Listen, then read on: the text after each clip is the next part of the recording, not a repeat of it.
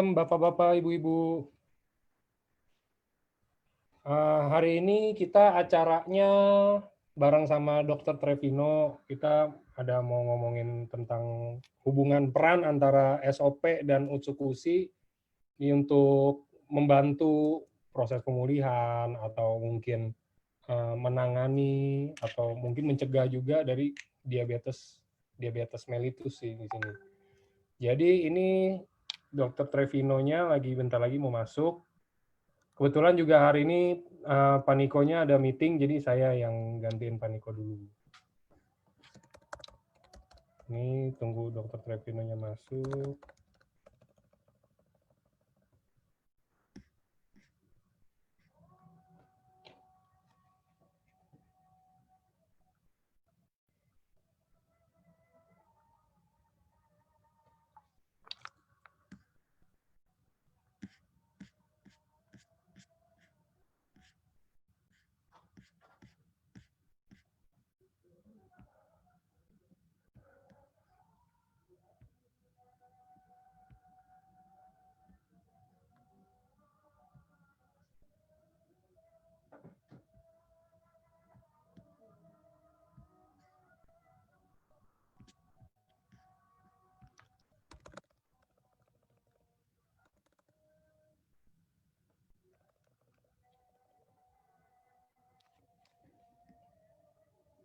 Iya, boleh nggak minta tolong Bapak-Bapak, Ibu-Ibu, ini kan kita udah full 500 orang.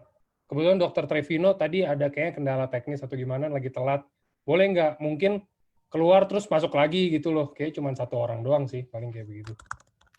Sampai Dr. Trevino-nya masuk aja, dia soalnya kayak terlambat untuk ini aja sih, masuk ke dalam Zoom-nya. Mungkin kalau yang mau ini bisa dilihat dari Facebook, karena kita juga ada dari Facebook-nya juga, di Facebook Live Spasi Science, itu juga sama, ada saya live dari situ juga.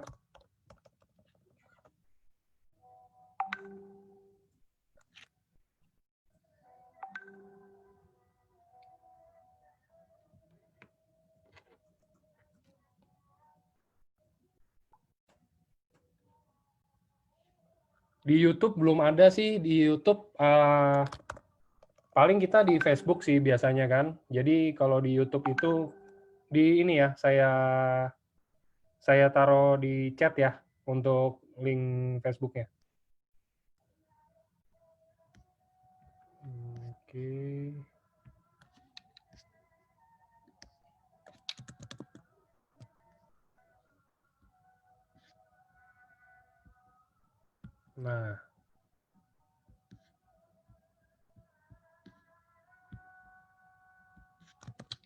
Nah, itu saya udah taruh untuk link Facebooknya, itu Facebook kita, Facebook resmi kita. Kalau mau lihat dari Facebook juga bisa lewat situ.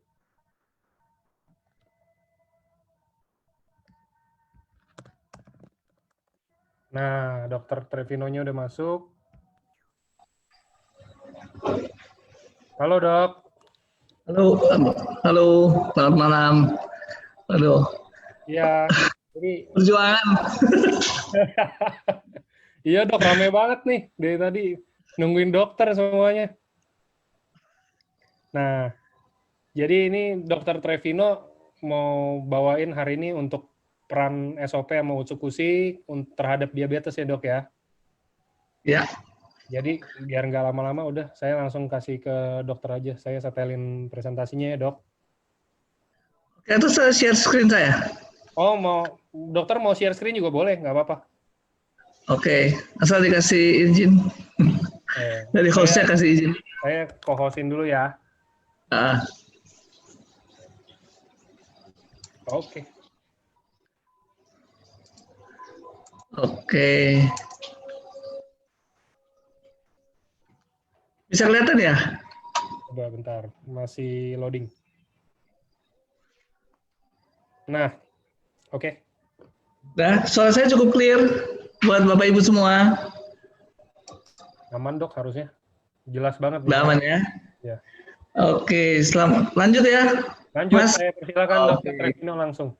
Ya, terima kasih Bapak Ibu semua, selamat malam. Semoga semua dalam keadaan yang sehat Dan selamat berjumpa lagi setelah sekian lama nih, mulai masa lockdown sampai sekarang baru ketemu lagi, dan ya ketemunya secara virtual, tapi daripada nggak pernah ketemu ya, sekarang kita ketemu jarak jauh.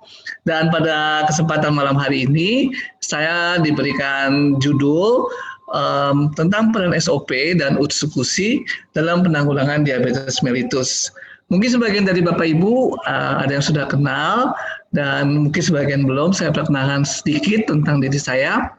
Jadi nama saya Trevino Pakasi, dan saya adalah seorang praktisi dokter keluarga atau praktisi kedokteran umum yang di Kabupaten Bogor.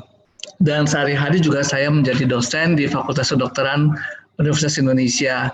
Sejak 2018 saya bergabung di AFC ini, dan nanti mungkin akan saya sharing sedikit kenapa sangat menarik buat saya bergabung di sini. Saya sebagai medical expert terutama fungsinya di sini. Jadi saya nggak terlalu aktif di dalam marketing, tapi kalau ada teman-teman yang butuh apa, kadang saya juga merekomendasikan.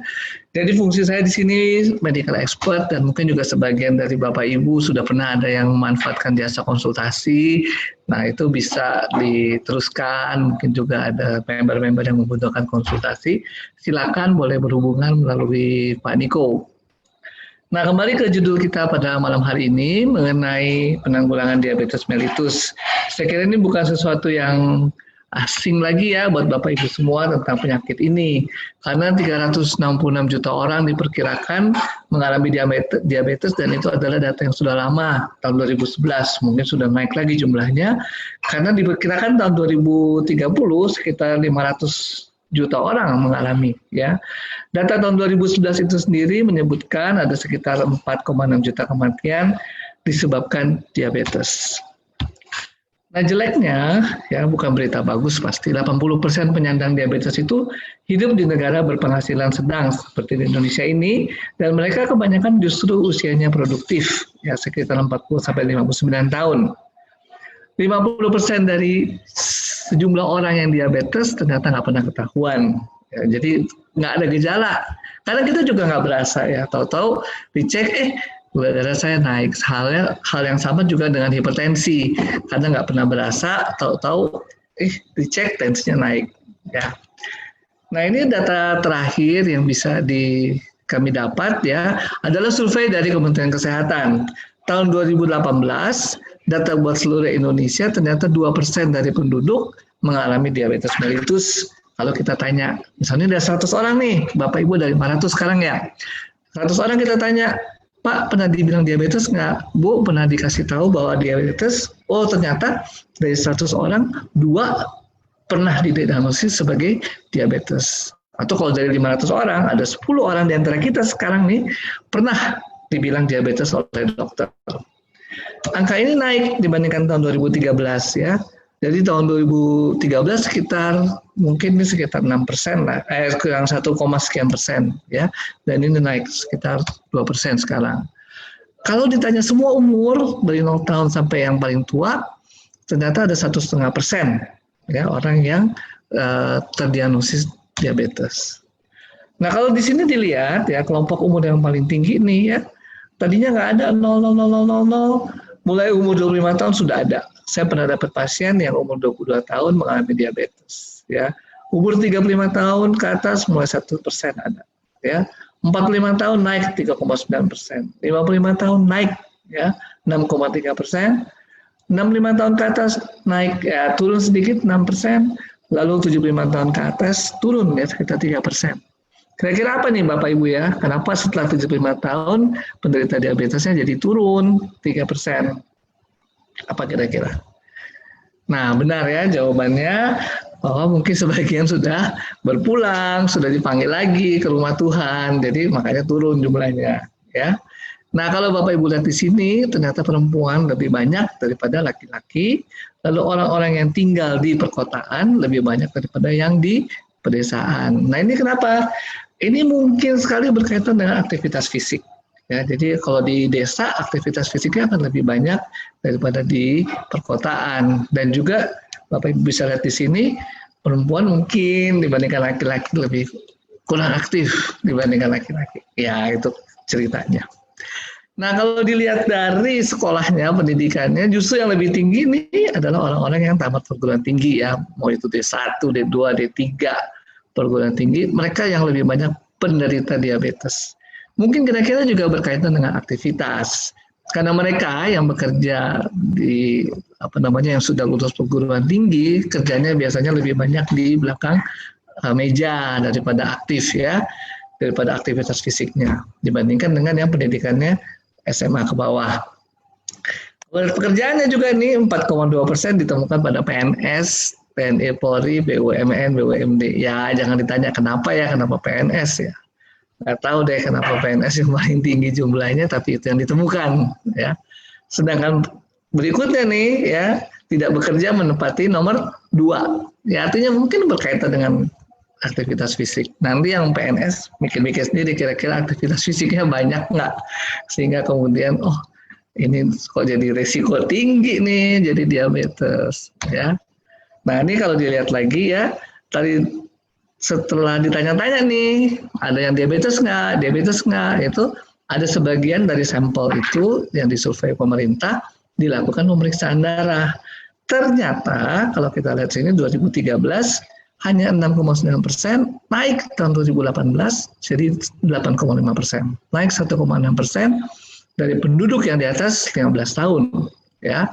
Jadi 8,5% ternyata gula darahnya menunjukkan dia diabetes.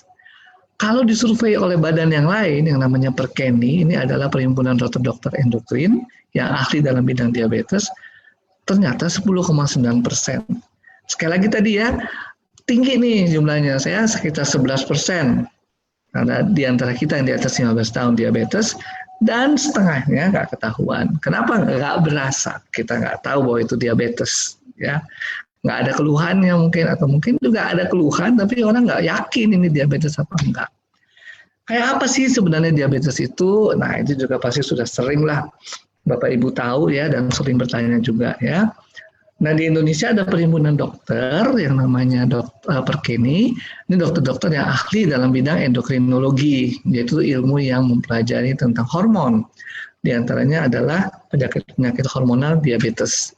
Mereka membuat kriteria seperti ini yang disebut diabetes kalau gula darahnya kalau puasa di atas 126 ya, satuannya miligram per desiliter.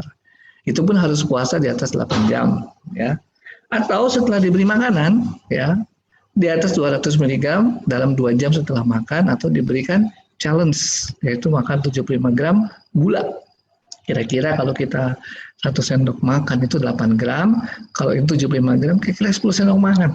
Jadi agak enak ya. Dan 2 jam kemudian kita tes di atas 200, ini kemungkinan gula darah. Atau tanpa dites, tanpa puasa langsung diperiksa 200 mg. Mungkin lagi ke mall, datang ke apotek, ada yang menawarkan pemeriksaan, terus kita tes dari 100 mg, waduh ini kayaknya sih ya sakit gula, plus ada gejala-gejala poliuri, polidipsi, polifagi, apa tuh ya, poli itu banyak ya, banyak kencing, banyak minum, dan banyak makan ya. Kemudian ada penurunan berat badan yang tidak dapat dijelaskan sebabnya. Ada yang lebih canggih lagi, yaitu memeriksa HbA1c, yaitu gula yang berkaitan dengan hemoglobin atau protein yang membawa oksigen. Kalau di atas 6,5%, ini dianggap sebagai diabetes. Kriteria ini mengacu pada American Diabetes Association, hampir sama juga, ya, kriterianya tidak berbeda. Oke, nah kalau dilihat di sini, pasti dan bagaimana kita bisa mendeteksi bahwa diabetes atau tidak ya. Ini banyak nih terjemahan bahasa Indonesianya juga ada, slide-nya juga mungkin nanti bisa dibagikan ya. Nah, kita mulai dari sini ya. Tadi kita lihat bahwa kriteria diabetes itu diawali dengan kadar gula darah. Gula darah yang di atas normal.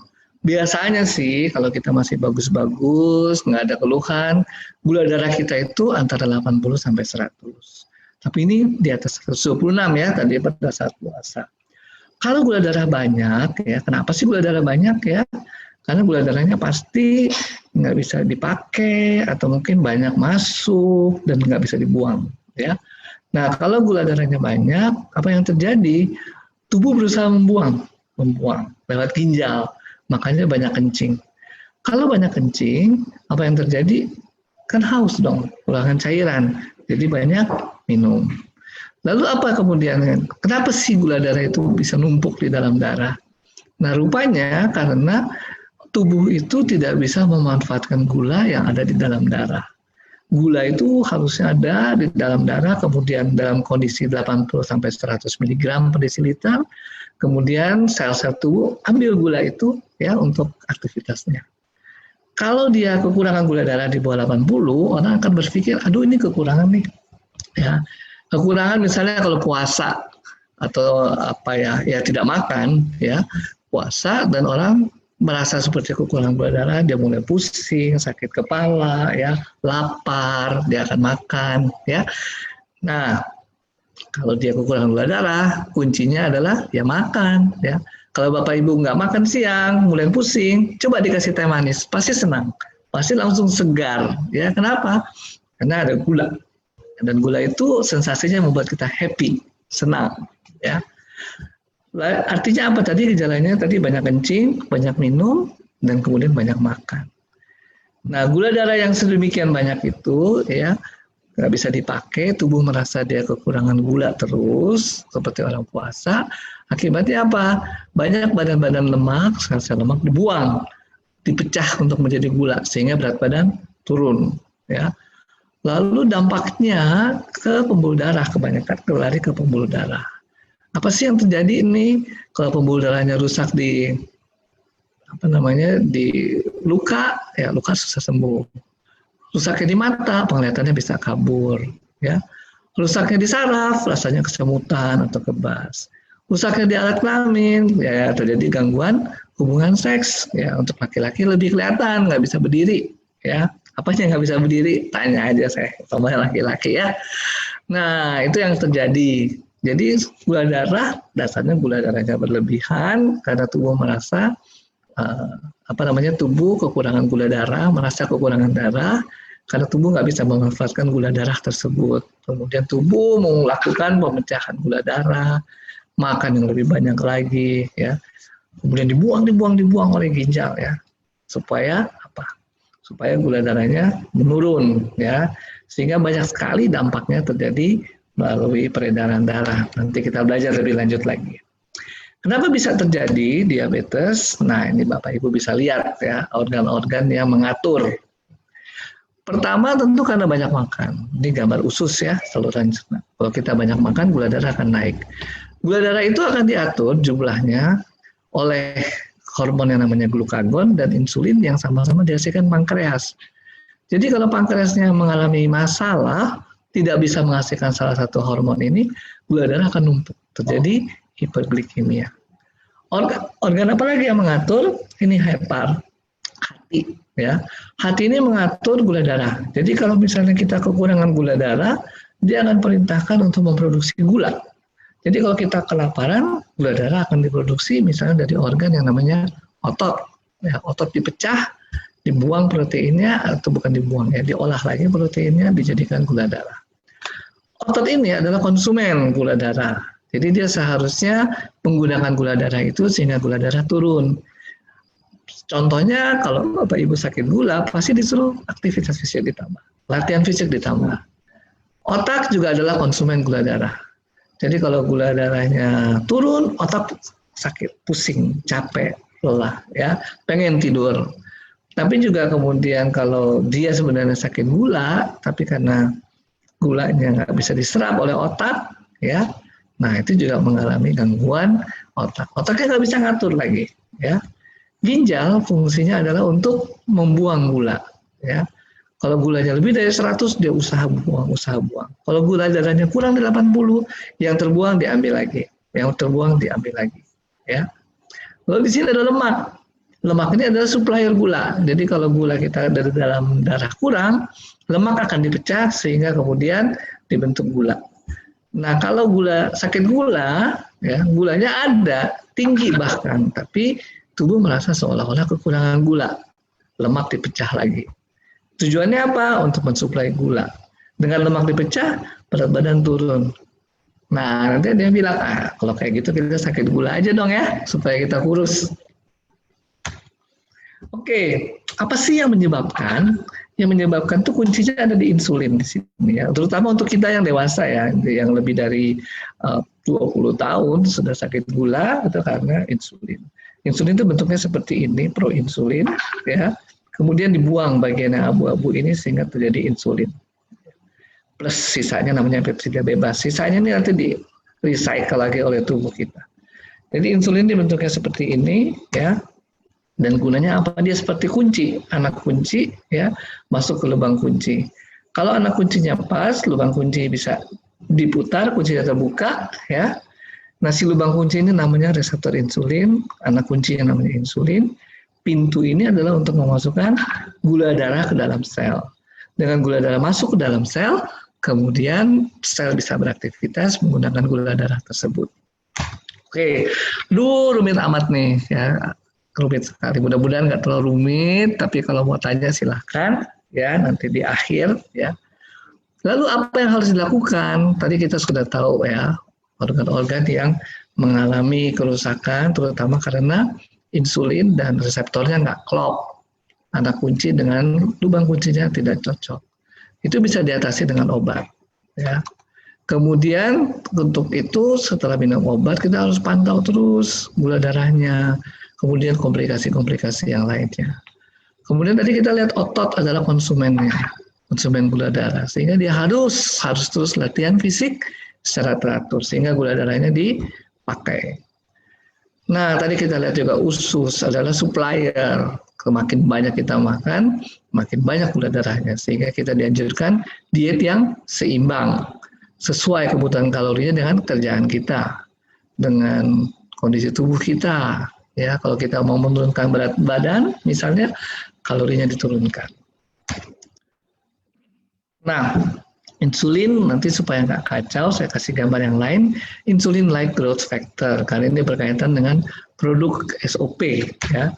SOP dikatakan adalah menghasilkan atau men-trigger regenerasi sel dengan memicu IGF-1 ya. Kalau sekilas dilihat nih insulin seperti ini, IGF-1 seperti ini hampir mirip ya. Saya juga nggak terlalu tahu persis nih ya di mana letaknya mungkin. Tapi IGF-1 jangan dibilang bentuk KW-nya insulin, enggak ya. Namanya juga sudah growth factor. Jadi dia tugasnya growth factor, meregenerasi sel. Bentuknya saja seperti insulin, makanya dikatakan insulin like growth factor ya. Nah, sebelum kita lebih lanjut, tadi sudah sempat disinggung bahwa diabetes itu berkomplikasi terutama ke aliran darah. Ya. Kenapa gula? Gula kan dipecah ya. Nah, gulanya numpuk, gulanya tumpuk, kemudian karena gula numpuk, tubuh berusaha memproduksi gula terus karena dia merasa kelaparan, kekurangan gula, dipecahlah sel-sel lemak, ya, dibawa untuk diolah menjadi gula. Kemudian juga protein dipecah, dibawa ke hati untuk diolah menjadi gula. Numpuk di darah, membuat sumbatan, membuat sesuatu kekacauan di darah, pembuluhannya mengalami kekacauan. Akhirnya apa? Dampaknya ke semua organ yang diperdarahi. Contohnya di kulit, ya, kulitnya ada di mata. Mata kalau suplai darahnya berkurang, fungsinya juga menurun. Bisa terjadi katarak, atau layar di belakang di sini ya, namanya retina, layar di belakang mata. Juga mengalami gangguan. Yang pasti ada komplikasi ke peredaran darah. Komplikasi ke ginjal, dasarnya juga di peredaran darah di ginjal terganggu yang seharusnya bisa memfiltrasi atau menyaring gula, ya. Juga bermasalah di jantung, juga terjadinya di pembuluh darah jantung, juga di hati, di tulang, ya. Itu adalah komplikasi-komplikasi diabetes. Paling bahaya atau yang paling kita harus waspadai, jangan kena jantung koroner, kemudian juga jangan sampai gagal ginjal, ya. Kalau ginjalnya bocor, protein keluar terus, lama-lama ginjalnya akan rusak, ya. Fungsi ginjal menurun, ya. Itu juga. Lalu peredaran darah yang penting juga adalah peredaran di otak dan mata, ya. Mata itu komplikasinya mengalami gangguan penglihatan dan disebabkan layar di belakang mata ini tidak bisa menangkap cahaya. Nama penyakitnya retinopati. Oke, itu mungkin yang penting-penting yang kita harus waspadai, komplikasi dari diabetes melalui kerusakan pembuluh darah. Lalu apa hubungannya dengan produk kita? Produk kita ini paten nomor satunya dikatakan cell regeneration effect. Ya, jadi membantu memperbaiki sel, mengaktifkan kembali sel-sel yang tidur, yaitu sel-sel stem cell tadi. Ya, saya belum sebut tadi ya. Sel-sel yang meregenerasi tubuh kita. Nah, kembali tadi kita cerita bahwa dasarnya gula diabetes ini, gulanya tinggi, kemudian merusak pembuluh darah, sehingga kemudian suplai darah, suplai oksigen di jaringan tersebut mengalami gangguan. Dengan gangguan tersebut terjadi kerusakan dong, baik dari sel kemudian ke jaringan yang lebih luas. Nah, disinilah peran dari SOP, ya, yaitu meregenerasi sel. Jadi di dalam SOP itu dia men-trigger kembali regenerasi sel, sehingga sel kemudian ada di dalam jaringan itu sel-sel yang muda, namanya sel-sel stem cell, yang kemudian meregenerasi diri dan bisa aktif lagi membelah diri mengganti jaringan yang rusak.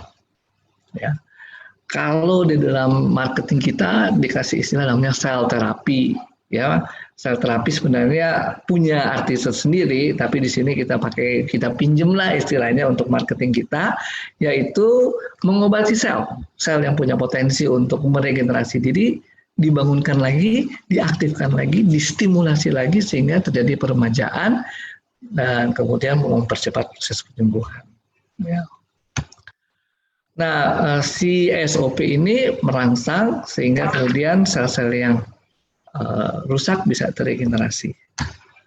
Nah, kemudian apalagi yang terjadi? Tadi kita bicara suplai darah ya. Suplai darah itu, darah kan mengandung Hb, hemoglobin yang membawa oksigen. Jadi kalau oksigennya berkurang ke jaringan, terjadi namanya stres oksidatif. Stres oksidatif itu memacu terjadinya penuaan. Makanya yang terjadi prematur aging, ya. Ini juga terjadi pada proses kanker, ya. Sehingga dibutuhkan harus peremajaan, ya.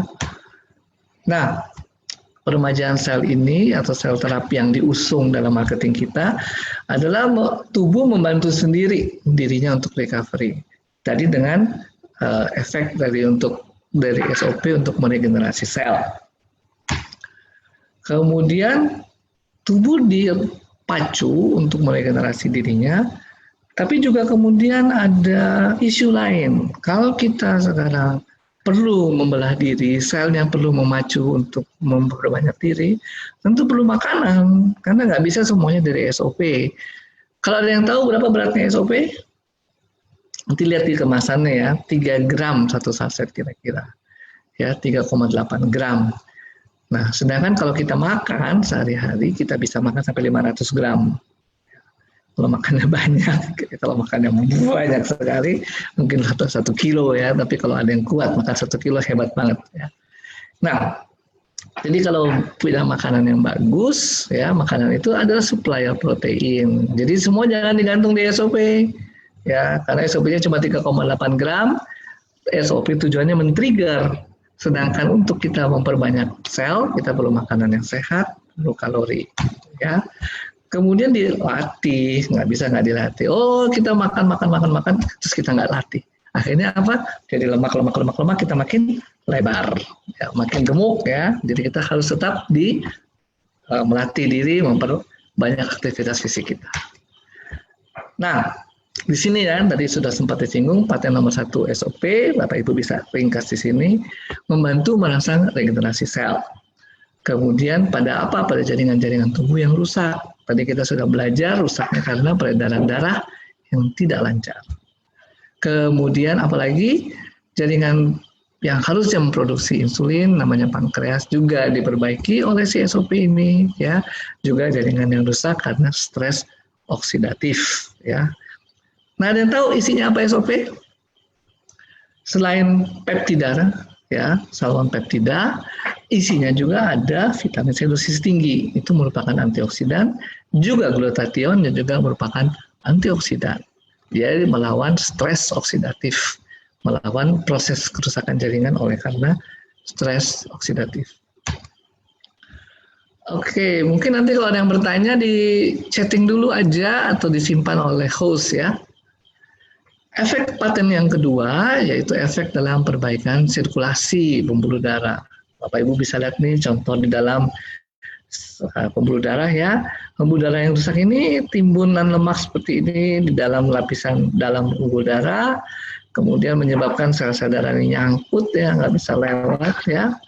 Nah itu yang terjadi, kemudian itu membuat apa? Suplai oksigen di jaringan tersebut berkurang, kemudian terjadi stres oksidatif, rusak jaringan.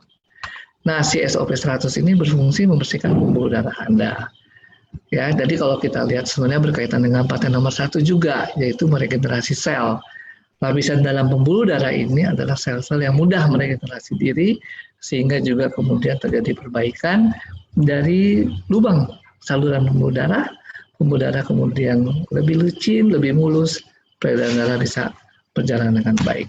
Ya. Nah ini paten nomor 2 kalau kita mau ringkas dan kita mau sampaikan kepada teman-teman kita, saudara kita yang diabetes, ya, si peredaran darah ini diperbaiki sehingga mencegah stres oksidatif. Ditambah dengan produknya mengandung vitamin C dan glutathione. Lalu di sini kita melihat efek dalam metabolisme, yaitu orang yang gendut-gendut bisa berkurang berat badannya. Tentu saja juga harus aktivitas fisik ya. Tadi kita bilang makan tapi nggak aktivitas fisik. Terus kita bergantung pada SOP ya nggak berhasil, ya obesitasnya tetap berjalan. Mekanismenya bagaimana sih? Tadi kan dikatakan bahwa dia men-trigger sel untuk meregenerasi diri. Sehingga untuk kebutuhan energi, ya metabolisme meningkat, bisa diambil juga dari lemak. Ya. Masuk akal sebenarnya, tapi sekali lagi harus seimbang dengan diet kita dan dengan aktivitas kita. Jangan sampai kita diet lebih banyak. Bapak Ibu yang baru minum SOP pasti akan merasakan kelaparan, pengen makan lagi. Karena memang metabolismenya dirangsang untuk untuk aktif ya, sehingga kemudian meregenerasi diri ya. Nah untuk orang-orang tertentu yang mengatur balance-nya dietnya ya, tentu akan bisa mengurangi jumlah lemak. Nah di dalam proses diabetes ya, obesitas atau kegemukan itu adalah salah satu faktor risiko diabetes dan itu sudah dimulai sejak kita masih kecil. Jadi please Bapak Ibu ya, bayi-bayi, anak-anak balita itu jangan dibuat jadi cabi terus kita seneng banget, jangan ya, karena itu yang membuat apa? Membuat bakat jadi gemuk nanti setelah kita jadi dewasa. Jadi sudah mulai ternyata sejak kita kecil ya, please ya, yang penting adalah berat badannya sesuai dengan pertumbuhan yang diharapkan. Bapak Ibu bisa lihat KNS misalnya, ikuti aja seperti itu ya. Lalu yang produk kedua ada yang namanya utsukushi. Pasti Bapak Ibu juga sudah dengar bahwa isinya adalah salmon DNA. DNA itu adalah inti sel, bahan apa namanya ya, DNA itu kalau bisa dikatakan buku pintarnya sel ya. Jadi kalau kita membentuk sel baru, kita harus punya cetakannya, si DNA ini harus sama persis ya, dengan sama persis terjadi sel yang sama persis ya. Tentu saja ini DNA ketika dia membentuk sel yang baru, satu DNA induknya jadi cetakan, kemudian ada DNA lain yang ikuti cetakan itu, bikin fotokopinya. Kemudian terjadi sel yang kedua. Nah, si DNA ini dari mana nih? Ya salah satunya tentu dari produk salmon DNA kita. Kalau kita mensuplai DNA, kita akan membantu sehingga DNA yang baru terbentuk, ya sel-sel baru bisa terbentuk juga. Regenerasi sel bisa terjadi. Dalam utsukushi juga ada probiotik. Nah, probiotik ini meningkatkan peran dari natural killer cell. Natural killer cell ini juga salah satu fungsinya mencegah infeksi. Infeksi ini bahaya atau peradangan juga pada dasarnya berbahaya pada penderita diabetes. Karena peradangan, infeksi meningkatkan kadar gula darah. Ya, pasien diabetes itu rentan terhadap infeksi. Dan fungsi probiotik ini adalah di dalam produk utsukushi melatih natural killer cell kita supaya bisa mengenali benda-benda asing dan kemudian bisa melawannya. Termasuk di dalamnya adalah sel-sel asing yang menjadi komplikasi dari diabetes ini, dan itu bisa dikenali bukan selnya, kemudian bisa dilakukan pembasmian apa-apa yang tidak sesuai dengan tubuh kita. Jadi sebagai kesimpulan, nanti kita banyak diskusi saja. Diabetes adalah penyakit degeneratif, ya. Prinsip dasar ini yang mesti Bapak Ibu pegang, karena produk kita, baik si SOP maupun si Utsukushi, bekerja pada penyakit-penyakit degeneratif. Jadi kalau sudah ditanya, oh penyakitnya bawaan sejak lahir, penyakitnya genetik, rasanya sih nggak terlalu bisa berfungsi di dalam situ ya. Meskipun mungkin kita tetap bisa berharap ya. Tapi fungsi degeneratif, kenapa? Karena si SOP ini meregenerasi. Jadi tentu akan lebih berfungsi pada penyakit degeneratif ya.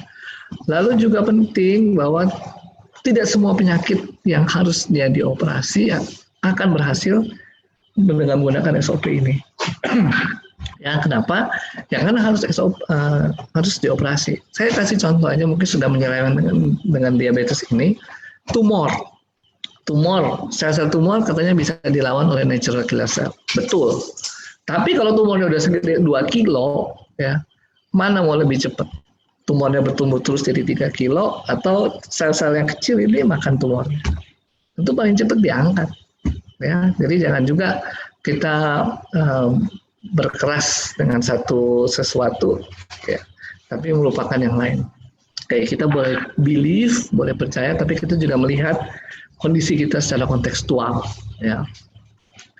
Nah, salah satu akar dari diabetes, poin yang kedua adalah kegemukan ya. Kegemukan ini dengan paten nomor 3 dari SOP diatasi sehingga menuruni risiko ya. Dampaknya, komplikasinya adalah pada pembuluh darah. Dan ini pun juga diselesaikan oleh paten nomor 2 SOP. Kemudian kita bisa mencegah perburukan diabetes dengan latihan fisik dan makanan yang baik. Ya. Tadi SOP sudah dijelaskan berperan dalam regenerasi sel dan perbaikan jaringan, ya. Juga mencegah perburukan di tingkat seluler dengan cara apa tadi? Yaitu karena dia mengandung antioksidan, melawan stres oksidatif. Kemudian Utsukushi membantu menyuplai bahan baku sehingga regenerasi sel yang di-trigger oleh SOP bisa terjadi. Utsukushi juga membantu mencegah terjadinya infeksi dan peradangan ya, karena melatih sel-sel tubuh untuk menyelesaikan infeksi sehingga kemudian pasien-pasien diabetes tidak mengalami peningkatan gula darah oleh karena infeksi. Mungkin itu yang bisa saya sharingkan, dan lebih banyak mungkin tanya jawab saja. Bisa melalui host, bagaimana, apakah membaca chattingannya dulu atau raise hand sekian menit, silahkan. Saya kembalikan kepada host. Paling saya bacain aja dari pertanyaan, saya bantuin. Nanti dokter tolong bantu jawab aja ya dok. Oke, mangga. Iya. Ini dok, ada yang tadi satu. Oh ini, diabetes. Saya udah diet semuanya, stop minum manis, es, nasi ganti beras merah, semua makanan bahan tepung terigu semua dihindari. Tapi kok tetap naik ya? Kenapa ya dok? Oke, pertanyaannya nomor 1, mengikuti jumlah kalori yang dianjurkan oleh ahli gizi atau tidak? Kalau belum dianjurkan, lebih baik tanya sama dokternya jumlahnya jumlah kalorinya berapa. Kenapa? Tadi kita sudah tahu banyak organ yang mengendalikan ya gula darah. Ada hati, salah satunya yang penting jawabannya adalah di hati. Kalau kita puasa kebanyakan ya, kan tadi sudah di awal dijelaskan bahwa diabetes itu kebanyakan gula darah, tetapi tubuh merasa kekurangan. Jadi tubuh akan memproduksi lagi gula. Lalu kita puasa lagi, atau kita menjaga ini, menjaga itu, nggak mau makan ini, nggak sesuai dengan jumlah kalori yang diharapkan. Akhirnya tubuh kekurangan juga, sehingga tubuh produksi gula sendiri. Jadi sekali lagi, kita tidak bisa hanya di obat saja, tidak bisa di satu produk saja, tidak bisa di latihan fisik saja, semuanya harus sekaligus. Ya, mungkin saya nggak bisa sangat spesifik dengan kasus yang bertanya, tapi kalau mau Japri boleh, silahkan. Boleh nanti Japri Dr. Trevino aja ya. Tadi siapa tuh yang tanya? Jovan. Sip. Ya. Oke dok, pertanyaan kedua. Ini contoh kasus apa ini kayak emang udah ada pasiennya sih. Orang tua kami umur 68 tahun, menderita diabetes dan hipertensi, dan saat ini stroke, lumpuh di tangan kanan. Hal ini udah berlangsung 7 tahun. Apa masih mungkin nggak dok kalau pakai SOP atau Otsukushi? Untuk apa dulu nih ya? Untuk stroke atau untuk diabetesnya ya?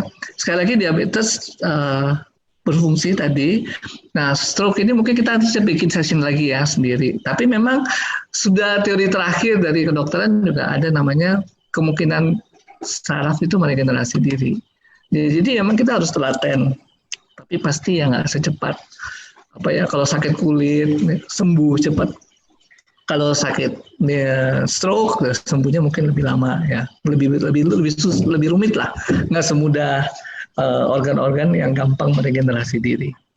Kulit itu meregenerasi dirinya gampang, tapi saraf-saraf agak susah. Tapi emang teori terakhir bisa ya, dimungkinkan.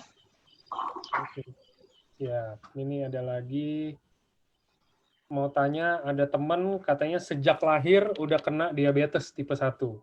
Sampai sekarang usia 21 tahun, sehari harus suntik insulin 3 kali. Apakah SOP dan Otsukushi bisa membantu mengurangi pemakaian insulin ini? Atau setidaknya membantu memperbaiki organ? Ya, kalau tipe 1 ini kelihatannya apalagi sejak lahir ya, itu genetik ya. Sekali lagi kalau genetik, penyelesaiannya mungkin nggak bisa di SOP dalam arti gini, pankreasnya ya sudah mengalami masalah ya, sehingga nggak bisa memproduksi insulin. Lalu kalau tadi perannya SOP kan sudah disampaikan, bisa membantu meregenerasi sel dan sebagainya, karena tetap aja ada yang jaringan yang terdampak ya, sehingga jaringan yang terdampak itu perlu diregenerasi. Itulah gunanya SOP dan Otsukushi di situ. Atau Otsukushi juga meningkatkan daya tahan tubuh sehingga orang yang sudah rentan ini, DM tipe 1 ini, jangan sampai infeksi. Nah itulah perannya Otsukushi di situ.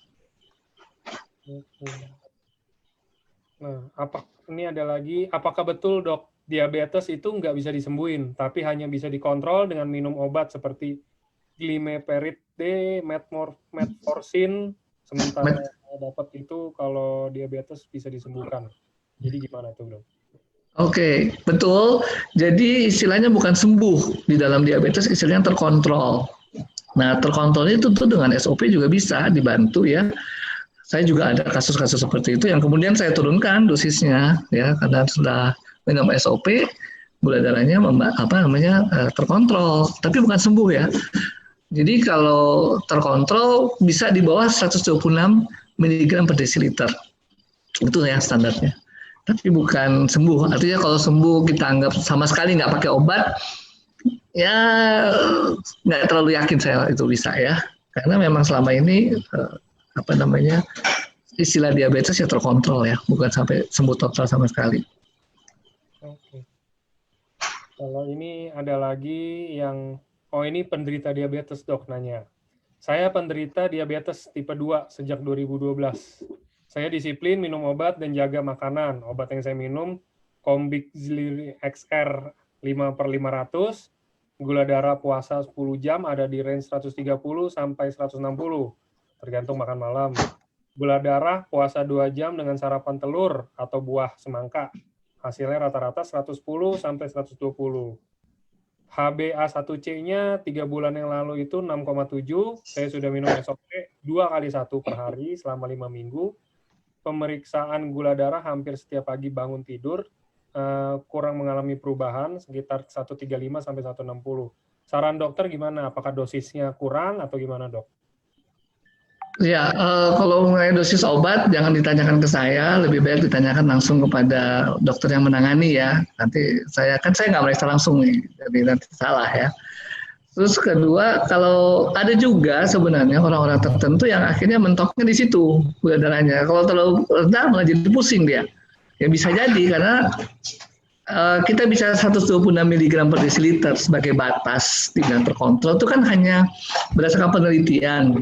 Tapi individu-individu kan bisa bereaksi sendiri, nggak semuanya sama. Jadi ada orang-orang kalau terlalu bawah malah jadi pusing dia. karena dia sudah beradaptasi di level itu. Gitu kira-kira.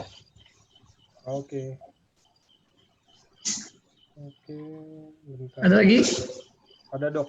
Ini banyak banget yang nanya, saya lagi pilihin biar 500 orang sih soalnya.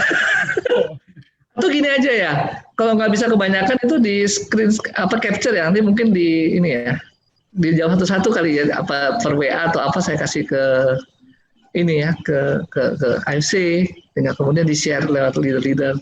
boleh.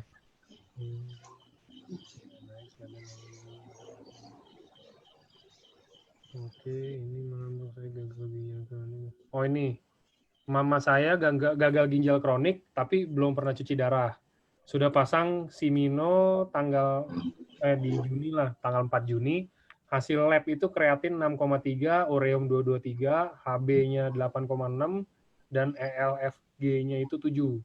Konsumsi SOP tanggal 20 Juni, 1 saset dibagi 3 campur air. Sudah minum 8 hari karena takut katanya kaget kalau kena badan. Cara minum seperti ini efektif? Harus diterusin atau enggak dok? Atau gimana? Yang satu saset dibagi 3 itu? Oke, kenapa nggak sekaligus ya? Itu mungkin juga. Soalnya nggak usah dibagi 3, boleh sebenarnya 1 kali ya. Langsung diminum supaya nggak kaget ya. Harus dilihat juga sih apakah proteinnya juga keluar di urin apa tidak. Karena nanti kalau emang ada kebocoran protein, mungkin juga kita harus lebih taktis ya supaya nggak kebuang. Terus yang kedua juga kalau gagal ginjal kan isunya nggak boleh kebanyakan air. Nanti kalau nggak jadi bengkak. Nah itu yang kemudian kita harus lihat. Mungkin lebih bagus 1 saset aja tapi kalau di bawah lidah, jadi nggak nambah air. Juga langsung diserap kali sama tubuh ya. Gitu. Itu saran aja. Tapi saya nggak bisa lebih spesifik ya. Saya mesti lihat orangnya dong ya. Nah ini banyak yang nanya, boleh share nomor handphone dokter nggak? Mau tanya-tanya. Boleh aja sih sebenarnya, cuma nanti gimana ya mekanisme jangan sampai 24 jam saya nggak. Paling kalau enggak nanti ya kita kumpulin aja, nanti baru tinggal dokter jawab itu gimana. Kebanyakan sih selama ini lewat leaders ya, lewat leaders, kebanyakan lewat leaders. Tapi kalau mau yang sendiri-sendiri, ini iklan nih. Saya juga ada di Halodoc ya. Jadi ambil aja apps Halodoc dan sendiri-sendiri aja kalau mau yang kayak gitu. Tapi kalau mau lewat leaders, selama ini lewat leaders sih yang lain-lain. Ya, supaya ada saringan, jangan terlalu banyak juga. Nanti 24 jam saya cuma jawab PA terus, jempol saya nanti. Betul. Nah ini mama saya kena pengendapan lumpur di empedu. Nah gara-gara itu gula darah mama saya meningkat jadi 300 mg, sedangkan sebelumnya mama saya nggak pernah ada gula darah ataupun riwayat gula. Setelah konsum SOP 2x1, kadang-kadang turun naik. Itu kira-kira gimana ya dok?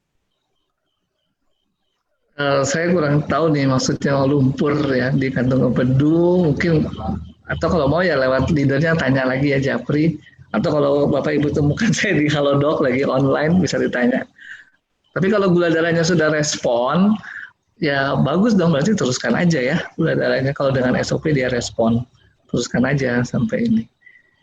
Saya mungkin nggak bisa terlalu spesifik nih, maaf nih kalau udah ngomongnya kasus.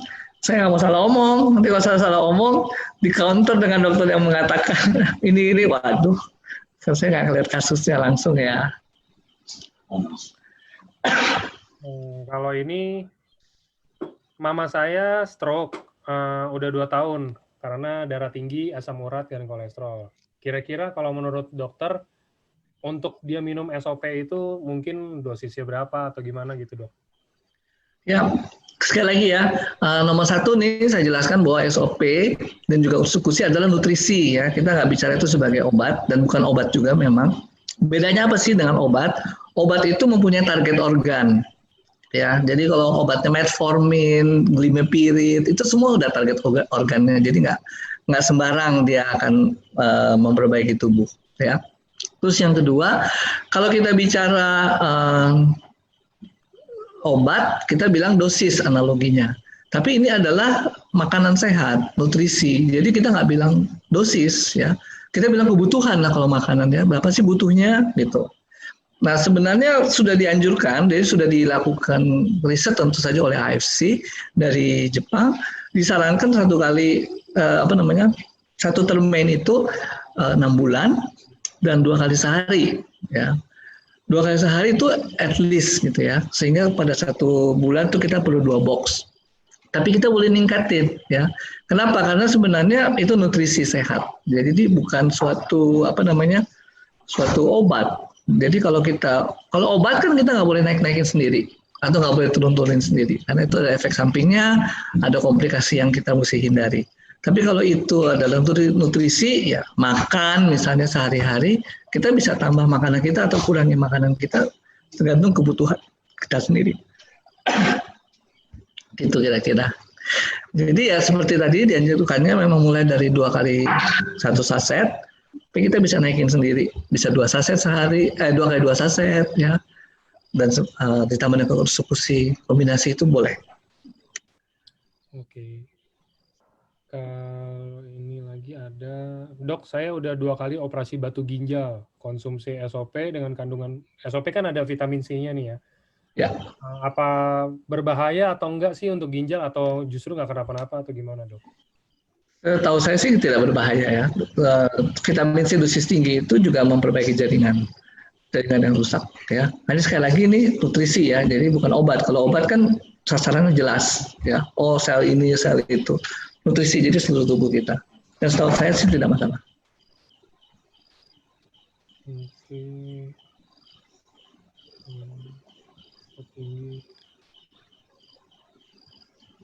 Ini udah dijelasin sih kalau ini tadi ada yang nanya bisa lepas suntik insulin atau enggak, itu mungkin ya sedikit atau cepat atau lambat pasti ini lah kalau rutin ya nggak sih dok? Ya, jadi memang bisa mengontrol gula darah dan bisa artinya ya kalau gula darah terkontrol kan obatnya atau insulinnya akan dikurangi dan bisa. Dan asal ya bukan cuma dietnya juga diatur, ya latihan fisik juga diatur. Ya. Malam dok, gula darah sewaktu 340, dosisnya SOP itu berapa ya? Tangan kesemutan dan kebas, dada kiri cenut-cenut dan ada batu ginjal juga. Oke, kembali ke saran saya tadi karena ini nutrisi ya. Jadi coba aja dengan 2 kali 1 saset dulu. Nggak ada masalah ya. Yang saya maksud masalah itu mungkin kadang ada orang yang BAB-nya jadi encer atau ada orang lain yang merasa kulitnya kok jadi lebih sensitif ya. Nah itu kalau nggak ada masalah seperti itu dinaikkan juga nggak masalah ya. Bisa 2 kali 1 atau 2 kali 2 saset. Tapi yang penting kita start dari bawah dulu, kemudian pelan-pelan kita naikkan. Oke.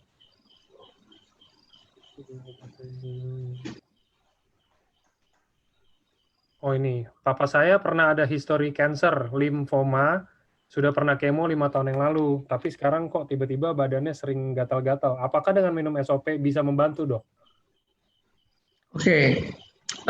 Pertama ya gatal-gatalnya mesti dievaluasi dulu ya penyebabnya apa, kenapa gatal-gatal itu dilihat dulu. Kemudian mengenai limfoma memang punya kemungkinan mengalami relapse ya atau kambuh lagi ya. Nah sebenarnya sebelum kambuh atau jarak ya sekian lama, utsukushi diharapkan bisa membantu ya karena dia mendorong fungsi natural killer cell tadi. Dengan fungsinya itu bagus, dia bisa mengenali sel-sel yang rusak, sel-sel yang menjadi ganas, menjadi kanker, dan itu diharapkan bisa segera dibasmi di tingkat sel sebelum dia menjadi jaringan yang luas. Mengenai SOP ini kan memproduksi meregenerasi jaringan. Jadi ketika mendapatkan kemo, tentu SOP ini akan membantu meregenerasi. Ya. Termasuk misalnya ya kalau kita gatal-gatal di kulit dan itu adalah dampak dari obat atau dampak dari apapun reaksi dalam tubuh kita, gatal itu kan di kulit menunjukkan ada radang, ada masalah di kulit ya. Nah itu juga diatasi dengan SOP ini. Oke, ini malam dok, sering dibilang jika ada yang kena diabetes, jika ada yang penderita diabetes, kalau kena COVID itu susah sembuh. Kira-kira itu masuknya gimana tuh dok? Dia nanya cara gimana biar bisa teratasi. Saya nggak tahu nih antara diabetes atau COVID-nya kan COVID. Pada dasarnya sih bukan COVID saja, jadi semua infeksi ya. Diabetes itu rentan terhadap infeksi dan tadi jadi kalau kita mengalami infeksi radang, gula darah kita akan cenderung naik. Kalau gula darah cenderung naik, sebenarnya kan gula itu juga dibutuhkan oleh si kuman penyakit ini, infeksi ini ya. Kalau pada infeksi virus, misalnya coronavirus itu juga membuka jalan masuk untuk infeksi bakteri lain. Makanya kadang-kadang orang yang batuk pilek ISPA dikasih antibiotik juga oleh dokter dengan harapan mencegah supaya tidak terjadi infeksi sekunder oleh bakteri lain. Atau sekarang kalau kita lihat pengobatannya COVID-19 itu juga diberikan antibiotik, padahal ini ngomongnya virus. Tapi kenapa sih dikasih antibiotik? Mencegah supaya tidak terjadi infeksi oleh bakteri. Nah, infeksi bakteri ini berbahaya pada kondisi diabetes. Kenapa? Sekali lagi karena gula darahnya bisa tinggi. Kemudian juga entah bagaimana prosesnya, terjadi induksi pemecahan sel-sel lemak. Nah, itu kalau sel-sel lemak dipecah, terjadi yang namanya badan keton. Sehingga orang itu mengalami ketoasidosis. Nah, ketoasidosis itu pada penderita diabetes berbahaya. Bisa membuat orang menjadi koma. Dan kalau koma tinggal titik. Ya kan? Kalau nggak cepat-cepat diatasi komanya. Oke. Oke, mungkin bisa menjawab tuh pertanyaan yang tadi dari ya. Semoga. Tapi boleh jawab sih lewat leadersnya. Ya. Ini ada lagi. Kalau penderita diabetes yang sudah merembet ke ginjal dan jantung, tetapi nggak bisa di-ring jantungnya karena obat untuk jantung kan biasanya akan menyerang ginjal. Apa diperbolehkan untuk konsumsi SOP selain mengkonsumsi obat dan makanan-makanan sehat? Gimana dosisnya, Dok? Oke, kembali tadi dia adalah nutrisi, kita tidak bicara dosis, tapi kita bicara kebutuhan, ya. Dan boleh, ya. Kenapa? Karena produk ini nutrisi, isinya asam amino, ya. Peptida itu adalah asam amino yang berkumpul jadi satu molekul, ya. Kalau molekulnya gede sekali namanya protein, kalau kecil-kecil namanya peptida. Nah, itu satu. Kemudian isinya SOP lagi ada vitamin C, ada glutathione, ya. Juga tidak ada gula, adanya pemanis alami stevia. Jadi itu semua adalah produk-produk yang aman untuk penderita gula, diabetes maupun komplikasinya. Jadi kalau ditanyakan boleh dan kebutuhannya bertahap saja kita berikan. 1 minggu pertama 2 kali 1 saset. Ada kemajuan, tidur lebih enak. Kenapa tidur lebih enak ya kan? Energinya habis buat meregenerasi, jadi kita istirahat tubuhnya. Terus kemudian setelah itu ada perbaikan, enak, ya udah naikin lagi 2 kali 2 saset, ya. Terus bertahap seperti itu. Silakan, Mas. Oke, ini next-nya ada, saya pernah terserang stroke 3 tahun yang lalu. Saat ini udah sembuh, cuman masih diikuti oleh Parkinson sekunder. Apakah SOP atau Utsukushi atau keduanya bisa membantu pemulihan saya secara seutuhnya? Baik, kembali ke tadi, mungkin sudah di awal saya sempat singgung, perbaikan sel-sel saraf itu teori terakhir kedokteran bisa, cuma memang nggak gampang. Kenapa orang kedokteran yang tadinya bilang saraf itu tidak bisa diperbaiki, kemudian bisa diperbaiki? Karena ada kasus-kasus di mana orang-orang tertentu memang fungsinya bisa kembali. Lalu juga ada penelitian lain yang melakukan memasukkan stem cell di otak, ternyata bisa memperbaiki. Artinya ya memang kemungkinan bisa diperbaiki. Hanya memang sel saraf itu rumit, nggak gampang buat diperbaikinya ya. Contoh kalau ada orang yang sakit pinggang sampai menjalar ke kaki, itu kenapa? Karena sarafnya memang sepanjang itu ya, berjalan dari tulang belakang sampai ke kaki. Itu kalau mau diregenerasi, namanya regenerasi sel itu kan membelah diri, nggak gampang bikin sel sepanjang itu ya. Dan itu juga saraf nggak boleh salah kabelnya. Kalau kabelnya ditusuk ke sini, terus kita pindahin ke sana, listriknya kacau ya. Jadi sel saraf itu termasuk yang sulit. Artinya apa? Kemungkinan diregenerasi ada. Jadi artinya SOP dan Utsukushi punya kesempatan di situ. Nah, yang berikutnya adalah tantangannya, challenge-nya adalah kita perlu tekun, perlu setia di dalam pekerjaan kita memperbaiki saraf itu. Minumnya juga rutin, kemudian dilatih sarafnya juga rutin, ya. Sesuatu yang mungkin bukan ciri khas orang Indonesia. Orang Indonesia maunya buru-buru semua, ya. Diajarinnya makan mie instan sih, ya. Diajarinnya energen, mana sempat gitu ya. Itu orang Indonesia kurang di situ. Ya, harus telaten. Oke, Mas. Ini ada menarik, ini nyambung sama pertanyaan dokter barusan. Kenapa sih Dok, kok terapi itu dianjurin 6 bulan? Kenapa dianjurkan 6 bulan? Jadi ini nutrisi ya, sekali lagi, bukan obat. Kalau obat itu dengan dosis kecil ya, target selnya ada. Langsung kita bisa melihat efek ya. Sedangkan perbaikan regenerasi jaringan itu kan nggak cepat. Regenerasi itu membutuhkan waktu ya. Contohnya aja sekarang gini, misalnya kita kena COVID ya, kan kenapa sih ada istilah namanya OTG ya, orang tanpa gejala tapi sudah menyebarkan virus? Karena ketika virusnya masuk belum terbentuk tuh antibodinya, perlu waktu sampai 14 hari. Makanya rapid testnya negatif, ya nggak ketemu, padahal dia ternyata sudah masuk virusnya. Jadi kembali ke analog dengan kondisi itu ya, kita perlu waktu untuk mendevelop ya jaringan kita. Lalu kalau kita bilang jaringannya satu-satu sel gitu ya, yang nggak berasanya setelah jadi jaringan ya.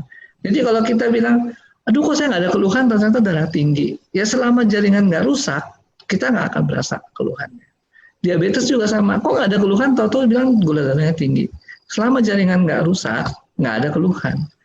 Dan kebalikannya, kalau jaringan itu terjadi penyembuhan, ya selama dia belum berbentuk sampai sebesar jaringan, mungkin kita nggak berasa. Ya. Tumor kita nggak akan tahu kalau jaringannya belum jadi gede. Ya. Kalau masih kecil-kecil, tingkat nggak akan berasa. Ya. Kira-kira seperti itulah. Makanya perlu waktu 6 bulan supaya ada waktu Bapak Ibu bisa mengamati. Oh, bener nih, ya, berbeda nih, kulit makin cerah, ya, atau mungkin apa ya, ya macam-macam lah, ya, tergantung Bapak Ibu semua apa yang terjadi. Oke.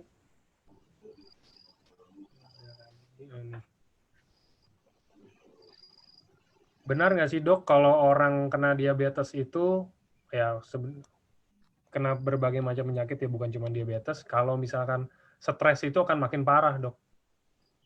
Oh iya, semua penyakit ya. Semua penyakit itu kalau stres kita makin parah.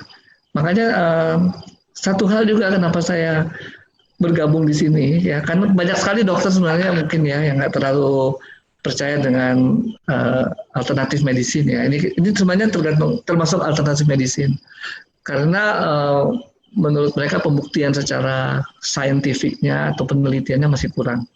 Nah, saya sebagai dokter bergabung di sini bukan karena saintifik tok saja. Tadi saya belum sempat jelaskan ya. Di sini ada hal yang lain yang menyembuhkan kita, yaitu belief ya, keyakinan kita. Dan itu nggak bisa kita salahin. Jadi kadang pasien ketemu saya mau minum ini, mau minum jamu ini, apa segala macam. Selama dia itu kemudian membantu dia, ya saya nggak akan bilang, oh jangan, gitu ya.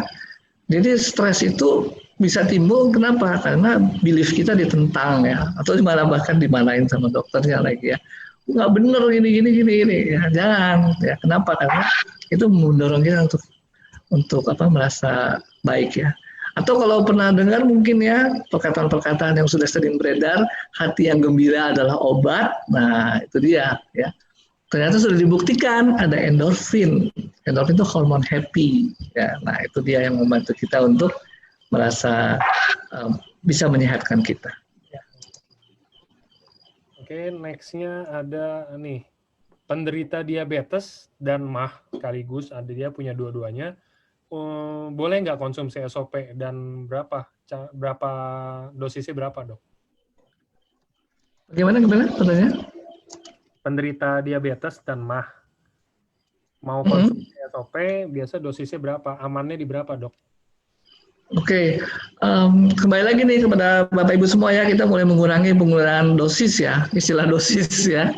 Kita bisa kebutuhan saja karena ini adalah nutrisi ya. Oke, dimulai dari berapa? Dimulai tetap dari 2 kali 1 saset tadi ya, kemudian 1 minggu kita lihat ya ada perbaikan atau tidak. dan kita bisa tingkatkan ya. Gambarannya kayak gini ya. Memang kalau kita analogikan dengan dosis ya, karena pertanyaannya dosis.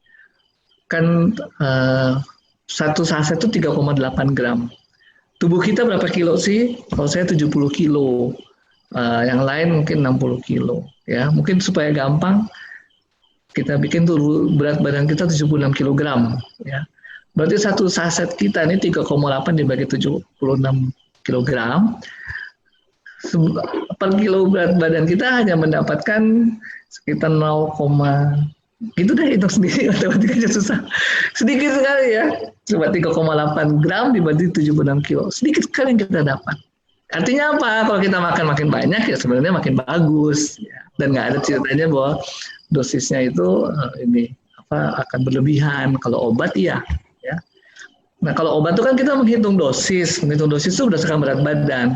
Makin gede badan kita dosisnya makin gede. Ya kira-kira kasarnya kayak gitu. Ya. Sama seperti ini, 3,8 gram SOP dibagi seluruh berat badan kita. Ya kalau kita mau makin banyak nggak apa-apa juga. Ya kira-kira kayak gitulah perhitungan dosis. Karena kita juga SOP ini kan sebenarnya kita makanan kesehatan ya dok ya. Maksudnya, betul. Nah, jadi malah nggak ada dosis-dosis harusnya sih. Betul. Jadi kita bilang aja, kalau kita mau bagi sama rata, seluruh sel-sel kita kebagian semua ya, kita makannya ya lebih banyak, tergantung berat badan kita ya. Tapi ya, saya lagi mesti aktivitas fisik, ya. Badan kita jangan kelebihan ya berat badannya. Turunin lah ya, supaya makin sehat. Oke. Mungkin ini masuk di beberapa pertanyaan terakhir aja ya dok ya. Oke, mangga. Ya. Ini seorang penderita tumor, saya nggak tahu tuh 7 cm gede apa enggak, ada di belakang kepala, itu masih boleh nggak konsumsi SOP, masih bisa membantu nggak gitu dok? Gede ya, ya sekali lagi tadi mungkin sempat saya singgung ya, apa yang mesti dioperasi, nggak bisa segitu aja kita bilang, oh enggak gitu ya.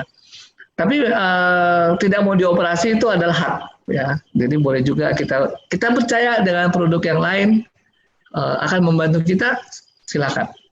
Ya, itu hak dari pasien.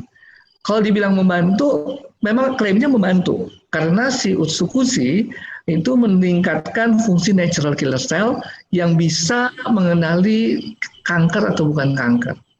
Bisa membantu. Hanya sekarang kecepatan dia makanin sel-sel kita yang tumor dibandingkan kecepatan tubuhnya tumor mungkin kalah cepat, mungkin ya. Saya nggak tahu persis kasusnya seperti apa. Jadi kalau dibilang bisa membantu, bisa membantu. Saran saya kombinasi pengobatan cara barat ini dengan juga alternatif dengan Utsukushi atau dengan SOP. Di mana bermainnya nanti ya? Kalau kita dioperasi udah pasti ada jaringan yang rusak. Ya. Nah itu SOP meregenerasi. Ya. Lalu kalau kita dioperasi tumor, apalagi kalau tumornya ganas, nggak ada jaminan 100% seluruh sel itu keangkat. Pasti ada yang nyecer deh. Entah nyecernya di sekitar tumor atau masuk di peredaran darah. Nah, Utsukushi di situ mainnya. Yaitu untuk apa? Meningkatkan natural killer cell, temukan sel-sel yang sakit. Oke, itu kira-kira yang saya sampaikan. Oke, ini kayaknya last ya dok ya. Ini bagus pertanyaannya menanggapi yang dokter barusan jelasin juga soalnya. Oke, ada ini kena kanker usus besar. Sudah dioperasi hingga anusnya dipindahkan ke samping perut. Oke. Kansernya udah merambat ke rahim dan kata dokter udah nggak bisa diangkat dok. Gimana dok?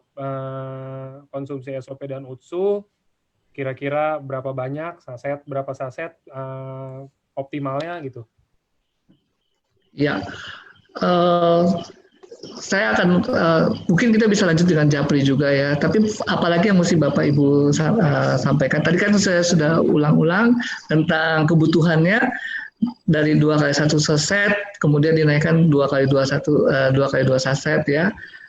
Dan dua-duanya ada perannya, baik si SOP maupun si Utsukushi. Si SOP ini membantu meregenerasi jaringan yang rusak, misalnya rusaknya karena operasi atau karena kemo atau karena penyinaran. Lalu si Utsukushi ini membantu untuk mengenali sel-sel yang keburu menyebar, ya, nyecer kemana-mana. Terus terang memang kalau sudah komplikasi cukup luas, memang sometimes akhirnya dokter bilang ini sudah terlalu luas, nggak bisa diangkat lagi. Tapi mungkin ada jalan keluar lewat kemo atau lewat apa namanya penyinaran. Nah itu bisa kita kombinasi.